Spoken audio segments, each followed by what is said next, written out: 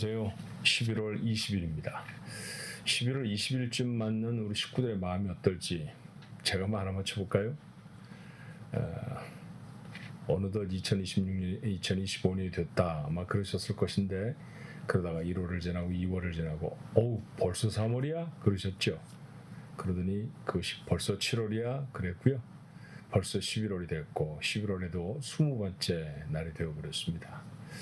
어떻게 하면 이 손살같이 달려가는 시간을 잘 살아낼 수 있을까요? 답이 오늘도 하나님 말씀 안에 있지 않을까 하는 생각이 들어요. 같이 기도함으로 11월 20일 매일 예배 나아가며 하나님의 귀한 지혜를 우리에게 담아주기를 소망하며 하나님께 손을 모을 수 있는 시간 됐으면 좋겠습니다. 기도할까요? 은혜와 사랑이 많으신 하나님, 늘 베풀어 주시는 은혜가 저에게 감사하지만 하루를 살아내고 어쩌면 한 달을, 1년을, 아니 우리의 지나간 모든 생애를 다 돌아보면 하나님 앞에 부끄럽고 죄송하고 연약한 것만 생각이 날까요? 하루를 살아도 주님이 원하시는 모습으로 하나님 앞에 부끄러움이 없는 당당한 모습으로 주님 그렇게 살아낼 수 있도록 오늘도 주의 말씀이 우리에게 교훈이 되게 하시고 또 실제적인 능력이 되어지도록 하나님 도와주옵소서. 저희들이 감당할 수 없는 문제와 어려움들을 놓고 하나님 앞에 기도합니다. 올 한 해 계속해서 기도하던 그런 제목들이 아직도 응답되지 아니하여서 연약한 마음으로 하나님 앞에 간구를 모으는 주의 백성도 있습니다. 하나님 오늘도 이 매일 예배를 통해서 우리 하나님 앞에 기도하는 바들이 하나님의 전에 닿게 하여 주옵시고 저희들이 기도하는 내용보다 더 분명하고 더 옳은 방법으로 우리의 삶에 응답이 되어지도록 축복하옵소서. 예수님의 이름으로 간절히 기도하옵나이다. 아멘. 찬송 70장입니다. 제가 참 좋아하는 찬송이기도 한데 피난처에 있으니 우리 같이 한번 피난처 되시는 주님, 피난처 되시는 교회 생각하며 하나님 앞에 찬송할까요? 함께 찬송합니다.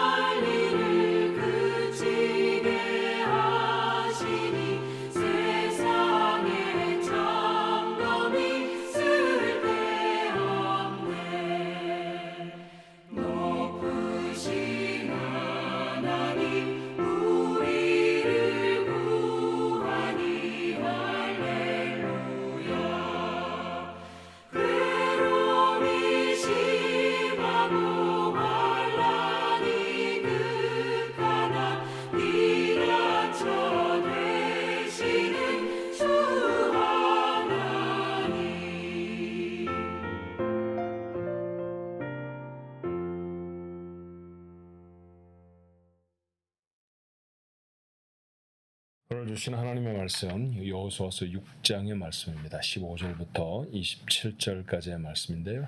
자, 6장 15절로 27절. 여호수아서 거의 전부가 그렇죠. 보통 스토리 라인이 굉장히 선명하고 어려운 용어들이 별로 등장하지 않아서 이해하기가 참 쉬운 말씀이고요.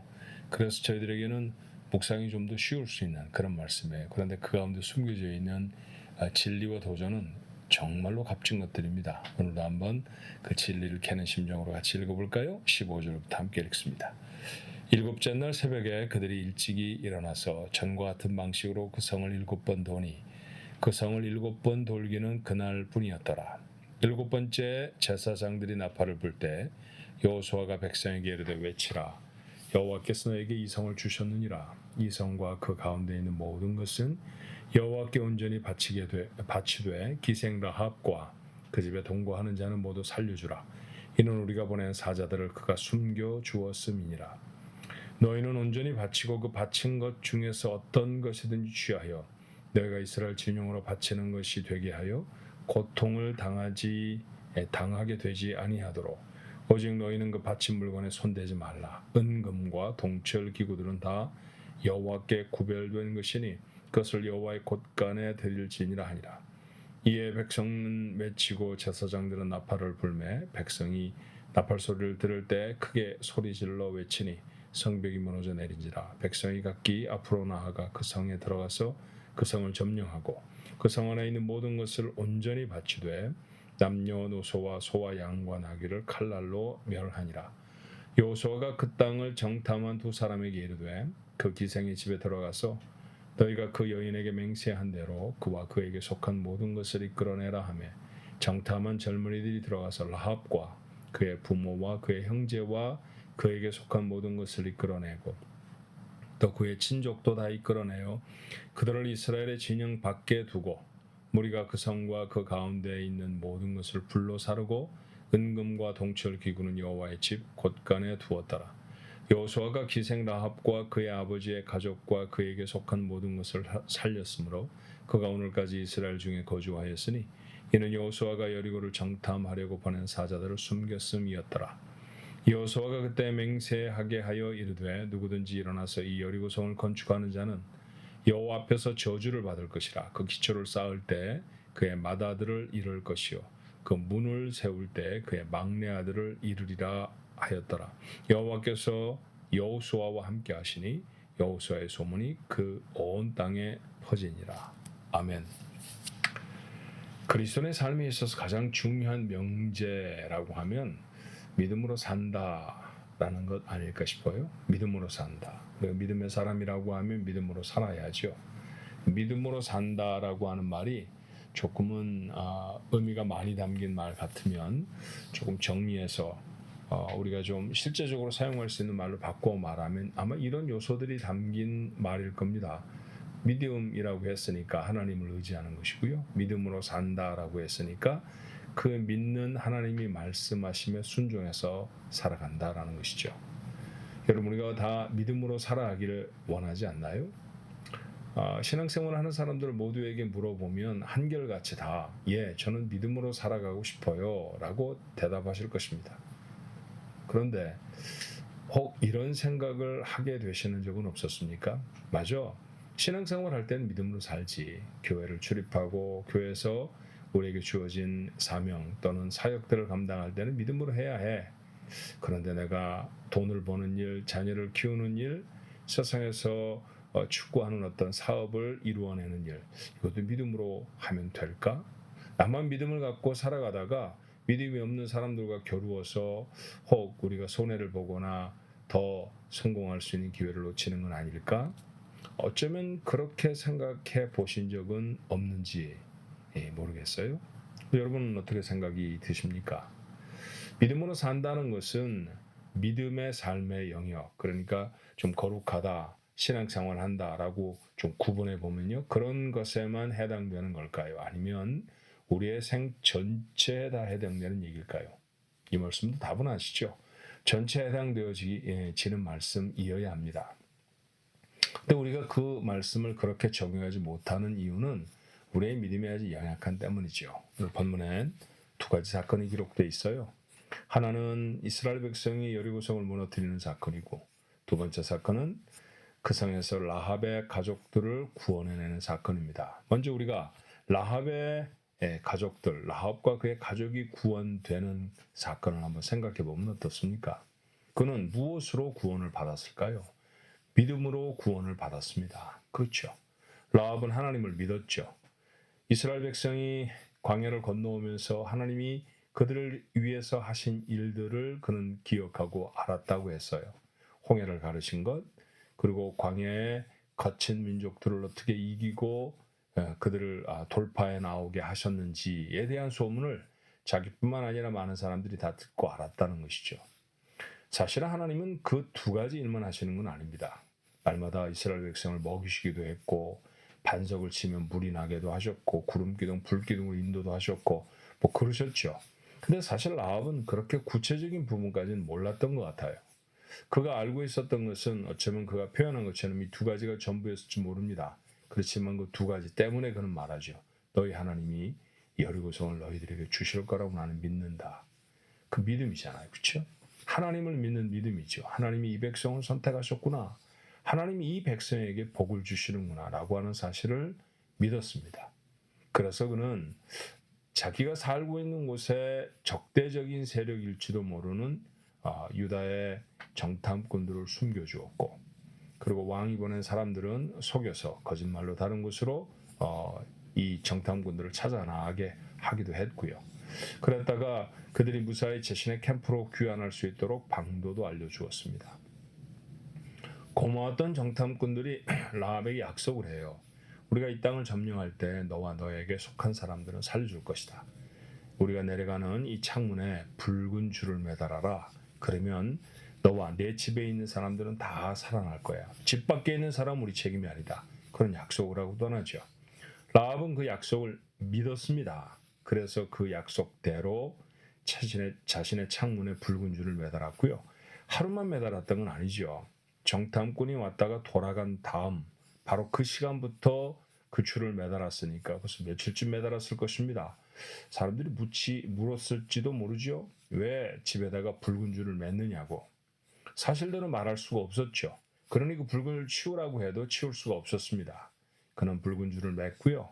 뿐만 아니라 자기에게 속한 사람은 모두 다 다른 곳에 사는 사람들까지 다 불러 모아서 집에 머무르게 합니다. 언제 그 성이 무너질지 몰랐기 때문이죠.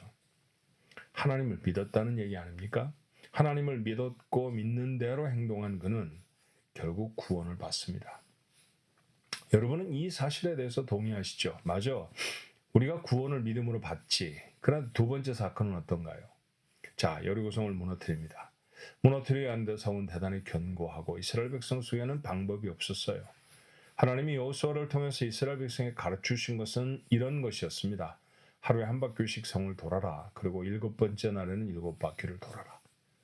그게 어떻게 성을 무너뜨리는 방법이 될까요? 어떤 건물을 넘어뜨리기 위해서 그 건물 주변을 뺑뺑뺑뺑 사람들이 한 13바퀴쯤 돌면 그 건물이 무너진다. 그런 거 지금 해도 믿어질 수가 없는 일 아닙니까? 자, 이스라엘 백성에게는 전례가 없었던 일이기 때문에 믿어질 수 없었고요. 보통 사람은 인과 법칙이라는 걸 갖고 있잖아요. 이런 일을 하면 이런 일이 일어날 것이다 라는 걸 대충은 아는데 도대체 인과적인 관계가 없는 거죠. 성을 도는 것과 성이 무너지는 것 사이에 어떤 관련도 찾을 수가 없어서 그들은 그 말을 그대로 신뢰하기가 힘들었을 겁니다. 더 나아가서 위험한 일이기도 했죠. 만약에 이스라엘 백성들이 성벽에 바짝 붙어서 돌 때 뭐 싸우자고 한 것 아니니까 입 딱 다물고 그냥 걸었을 거란 말이에요.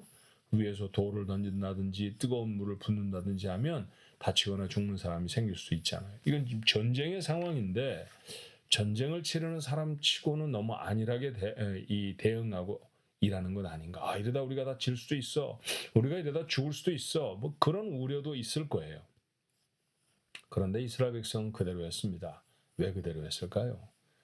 그들에게 말씀하신 하나님을 믿었기 때문이고요. 하나님의 선택에 그들 앞에 세운 여호수아를 믿었기 때문입니다. 자, 성을 점령하는 이 세상에서 전투의 사건도 믿음으로 감당해낸다라고 하는 사실을 오늘 하나님의 말씀을 통해 우리가 확인하게 되지 않습니까? 결국 하나님을 믿었던 이스라엘 백성은 가나안 정복 전쟁의 첫 번 전투에서 승리합니다. 믿음이 일상의 삶도 승리를 이루어 준다라는 것이죠. 기도하고 말씀을 보고 성도들과 교제하는 일은 믿음으로 해야 하고 돈을 버는 일은 세상의 방법을 따른다. 이건 그리스도인의 삶의 방식이 아닙니다. 제가 이 설교를 시작하면서 여러분과 함께 나누었던 말씀처럼 그리스도인의 삶의 명제는 그 삶이 세속적인 것이든지 아니면 교회 안의 것이든지 구분 없이 믿음으로 살아내야 합니다. 믿음의 삶도 우리가 신앙생활도 믿음으로 이겨낼 수 있고 승리해야 하는 것이고요. 그리고 세상에서 돈을 벌고 기업을 지키고 사람들과 교제하고 아이를 키워내고 공부를 하고 하는 모든 것들도 결국 믿음으로 해야 승리가 있습니다. 이것이 흔들려버리면 세상에선 세상의 원리대로 살고 교회에 올라오면 교회의 원리대로 사는 이원론적인 사람이 되어지고요. 그렇게 살아가는 사람들의 신앙생활은 매우 고단하게 되어지죠. 혹시 우리가 잘못된 생각, 잘못된 원칙들을 가지고 있지는 않은지 점검해 볼 수 있었으면 좋겠습니다. 더 나아가서 세상에 살아가면서 우리를 까닭없이 두렵게 하던 것들로부터 좀 자유할 수 있었으면 좋겠습니다. 세상을 믿음으로 살면 손해봐. 믿음으로 아이들을 키우면 그렇지 않은 아이들, 그렇지 않게 키우는 아이들보다는 성적을 잘 받지 못할 거야. 좋은 대학에 못 갈 거야. 라고 하는 생각들이 우리를 지배하지 못하도록 해야 되겠죠. 세상에서 사는 우리의 모습이나 우리가 신앙생활을 하는 우리의 모습 모두가 다 원칙과 원리는 믿음으로 사는 것입니다. 하나님을 믿는 것이고 하나님을 신뢰하는 것이고요. 그리고 그 하나님이 하신 말씀을 순종하는 것이죠. 그것이 우리의 삶의 승리를 이루어낼 수 있다라고 하는 사실을 오늘 본문의 말씀을 통해 우리는 확인할 수 있습니다. 여러분 삶의 모든 지경에서 믿음의 승리가 이루어질 수 있게 되기를 주님의 이름으로 축원합니다. 기도할까요? 은혜와 사랑이 많으신 하나님, 귀한 진리를 다시 여호수아와 이스라엘 백성을 통해서 배우게 하시니 감사합니다. 성을 무너뜨리는 일도 생명을 건지는 일도 믿음이었습니다. 세상을 살아가며 우리가 그런 믿음의 원리를 놓치지 않고 살아갈 수 있게 하나님 도와주옵소서. 기도할 때 믿음으로 하는 것처럼 세상에서 직장 생활을 하고 가게를 돌볼 때에도 믿음으로 할 수 있도록 하나님 축복해 주시기를 원합니다. 선교사님들을 섬기는 것만큼이나 남편과 아내의 관계가, 부모와 자녀와의 관계가 믿음의 관계가 될 수 있도록 주님 도와주셔서 우리의 모든 삶의 영역에 믿음으로 말미암아 일궈내는 승리가 오늘 이스라엘 백성이 여리고성을 무너뜨리고 라합이 구원을 얻었던 것처럼 우리의 삶 속에도 같은 역사와 기적이 일어날 수 있도록 축복해 주옵소서. 한나를 하나님 앞에 맡기옵고 예수님의 이름으로 기도하옵나이다. 아멘.